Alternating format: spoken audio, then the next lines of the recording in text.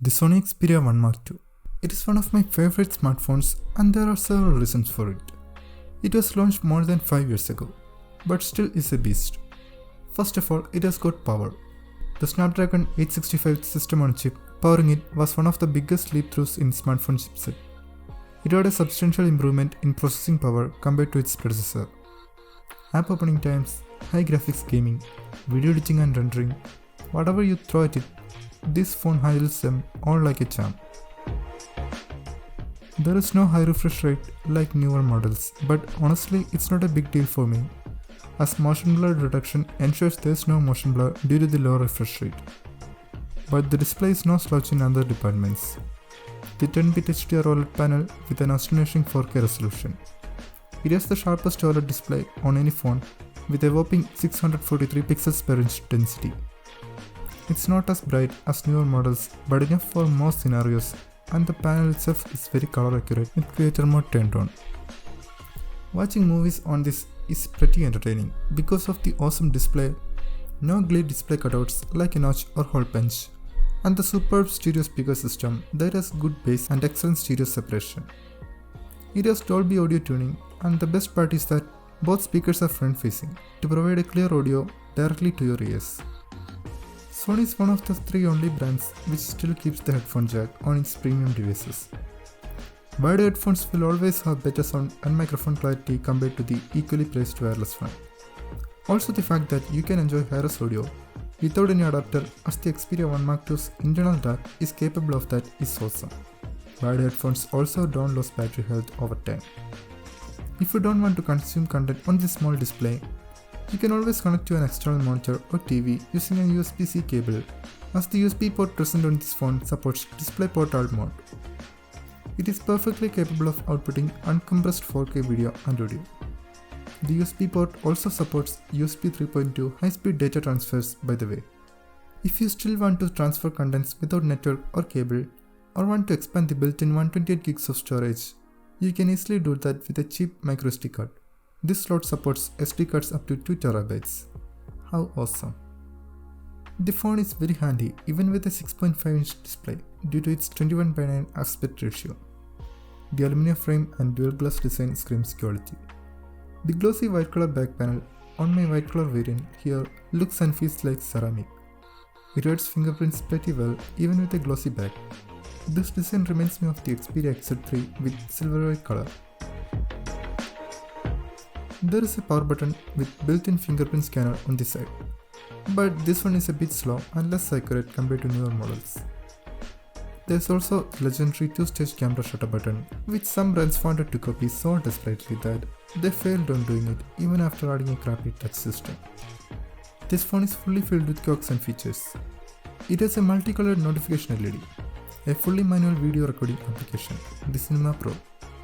You can sideload Video Pro as well if you want to record 16:9 and SDR videos with manual controls.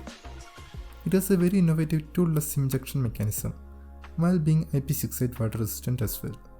And this is one of the very few phones that not only has 4K display, but also a camera capable of recording 4K videos at 120 fps. Yes, this 5-year-old Sony Xperia can record 4K 120p videos. Not just 4K 120, but 4K 120 10-bit HDR videos on HEVC, with a whopping 140 megabits per second bitrate. This is the highest quality video capture ever on a smartphone. Videos aren't perfect for today's standards. The stabilization at over 4K 30 is lackluster, as only OIS is present at 4K 60 and 4K 120. Also, the image feels so flat when shooting at mid-noon harsh light scenarios. But if the lighting favors, the Xperia 1 Mark II becomes an amazing camera. At daytime, it takes high quality photos with high levels of contrast and natural color sense. Sometimes the highlights get clipped, but as an overall daylight camera, it is good. It again suffers from that flat looking image issue during peak sun hours. The telephoto camera captures softer images, but they are better than what's found in newer Sony Xperia smartphones, to be honest. You have the Photo Pro app to utilize some extensive manual controls too. Low light photos also comes out good. These are auto night mode processed with the basic mode. One thing I like about this phone is that There is no overprocessing crap that changes night into day like some other phones. Night photos are good quality and they looks like night photos as they are supposed to be. Daylight videos have excellent details, great contrast and color sense, but they lack good stabilization. In this nighttime footage, I was pushing the sensor by capturing 4K 120fps video. That's why you could see some color noise in this. Yet the footage appears sharp, contrasty and well saturated. Stabilization doesn't break when it comes to low light video, because the phone uses only OIS and not EIS at high frame rate modes in 4K regardless of light intake. No EIS jitter like other brand phones, no good stabilization either. Some things I don't like about this phone includes the software support. It is stuck on Android 12 and security patch from 2022. I don't care about both of those, but I know a lot of people who do. Another thing is that the battery charges very slowly. With this low 21W charging speed, it takes a ton of time to full charge, like more than 2 hours. It has wireless charging support, but wireless charging is almost 2 times slower than the already slow wired charging. But surprisingly, the 4000 mAh battery still holds up. It lasted me comfortably 1.5 to 2 days without much issue. The efficient and cool Snapdragon 865 processor, the 60Hz display and the software which renders most of the apps in 1080p are the reasons.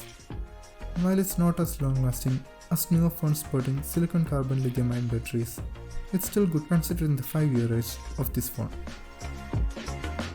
The Xperia 1 Mark II is a premium looking smartphone that is still pretty fast and feature packed. It doesn't feel like a 5-year-old device. This has a lot of life left before being outdated. In my opinion, the Xperia 1 Mark II could last another 5 to 10 years. I'm still using an almost 7-year-old Samsung Galaxy Note 9 by the way, and I've got no complaints with that phone. That makes it to the end of the video. Things last when we take care of them, don't they?